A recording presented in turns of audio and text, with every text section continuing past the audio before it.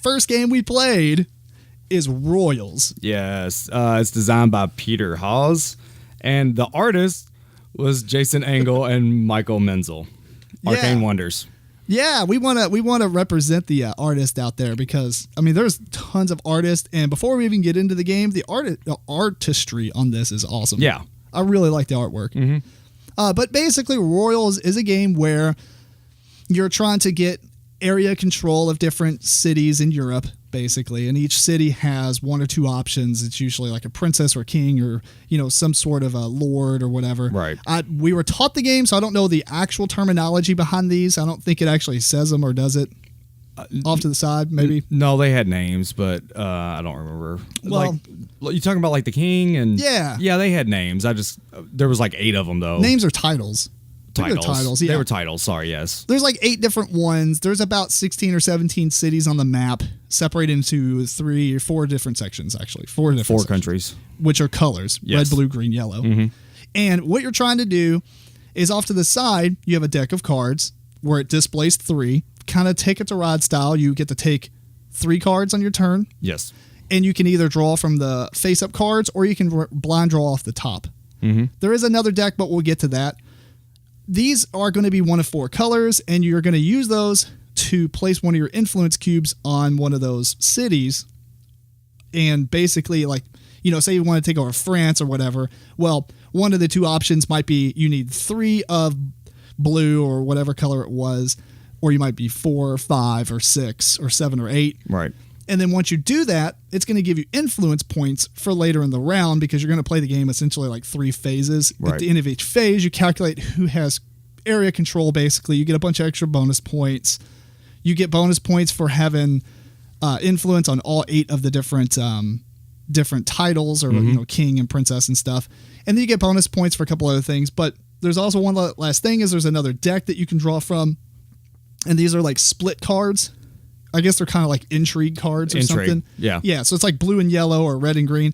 Anyway, you can boot people off of their spots by spending basically the same amount they did, but you also have to have one of those intrigue cards of the same color. Right. And so, what do you think, Matt? Very interesting. A lot more going on than what you initially think when you're watching it. There's a lot of different fronts going on. You got the getting a cube on each title on the side of the board. You're trying to be the first one on the certain city, so you get the bonus token for that. I forgot about that. Yeah, each one has a bonus token. Right, and the first person there gets points for being first. And then there's bonus tokens. I think one was a shield for getting an influence cube on every city of a country. And there was one other bonus that I cannot remember. Oh yeah, there's first and second place for a lot of these, and some of them have the third place. Right.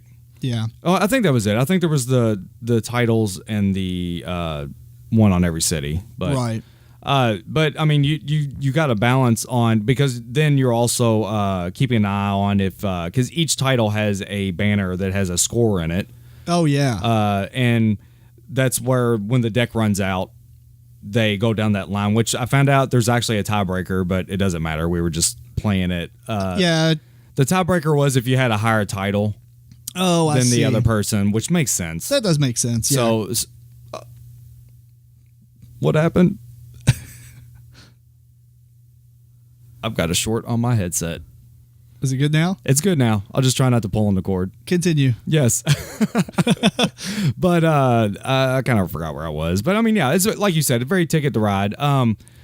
So it was a good time. My buddy Matt Birch, I'll bring him up, showed it to us from the WoW TCG days. So he's working at Arcane Wonders at the moment. So yeah, and full disclosure, obviously I do reviews on the Dice Tower. This is part of the Dice Tower Essentials line. It's great. No, it's a good game. By this game, yeah. That's the thing is, like, it is a really good game. It is a serious gateway game for real. Like, I mean, competition wise, it can go head to head with Ticket to Ride. I think. Yeah. It is. I don't want to call it Ticket to Ride because it's obviously not. It's more like an area control type game where Ticket to Ride's more of like a pathway, right? Kind of whatever you want to call it. But they do use the same basic mechanism with the deck of cards, and you pick one off the deck or from the visible ones and stuff. So I mean, it's really inevitable people are going to compare this to Ticket to Ride in that sense, because the major thing you're doing every turn is either drawing cards or waiting. You know, it has colors. Yeah, and it has was a Splendor. Yeah, everybody it's got colors and gems. It's Splendor. Yeah, it's obviously Splendor. Yeah, but it's really good. I mean, I'm actually I don't know why I didn't purchase it. I know I did not get it. Probably it's a little too heavy for my kids. I would totally see in a few years if I think that they could handle it, which they can handle Ticket to Ride, but I think it's still a little. I don't think they're going to grasp the strategy it would take to successfully play it. Yeah. And but I look forward to you or Eric picking it up. I'll say that. I will probably end up owning this because I feel like I could play it a lot with a bunch of people. I mean, this is definitely a game you can teach anybody to play. Right. Whether or not they do good is a different story, but I do think you can show anybody else. Now, I can't remember. Was you okay with the I know you're not big on the phase scoring, or is it if it's random? Well, no. Okay, so the thing with other games, it's like you play 10 rounds, but you only score on 3 and 7 and 10. Okay, gotcha. So there's a bunch of stuff going on. This is really you constantly play until the end of a phase. It's 3 rounds. It's 3 rounds. Okay. You're getting score every single time. I just don't like the fact that of games where you go on multiple rounds and then right before the end, everything gets stolen from you. Which is also good about this, and a point that I wrote down was that even if you boot somebody off that spot, you don't fully remove all their benefit from being there. Right. Because you still get influence either, I can't remember, is it of that country or whatever? I believe so. It's something like that. That was kind of tricky. I didn't understand that, like moving the cube over. But we never really got into it. So. We didn't do that too many times, but I mean, that might just be because it was I think you only intrigued once, right? Just to do it. I only intrigued once, yeah. I'm surprised Eric didn't do it more, but he was going for all points. Yeah, that's true. But so I could see, with the right players, it being a little bit more cutthroat than when we played it. And honestly, if we played it again, it'd probably be way more cutthroat. Yeah, but even then, I don't think it's cutthroat. That's not too cut. Well, I mean, yeah, because you do have to spend what I spent to get there plus more. I think Ticket to Ride could be more in your face than this. That's true, yeah, because you could be gearing up for like a path across the country, and then bam, you're cut in the middle, and now you have to go with like 3 more paths around. Right. So this is a little bit more forgiving with the cutthroatness or intrigue part of it, but I think that it's forgiving in a way that makes sense. Like you get a benefit from doing it because now you own that place, but they still get some of it. They're not cut out completely from what you did. Right. And we wasn't sure if we were doing this right or wrong, but would you prefer the replace a card as you draw it, or you only get to take, like, if there's 3 cards out, you draw one, it's an empty spot. Yeah, no, I get what you're saying. Yeah, so when he was teaching us, I mean, obviously he was like leading all the play testers. They played many versions of this, and yes. He kind of got fuzzy at the end. But yeah, I think that what they say the actual rules are, you draw it does cards, not refill. You don't refill the 3 face up until the end of your turn. Right. We were playing it a little bit, like mostly through, I guess, where you can draw a card, flip a new one out, draw a card, flip another one out. You know what? I'd rather do it the other way. You would? The actual way, because okay. It speeds it up.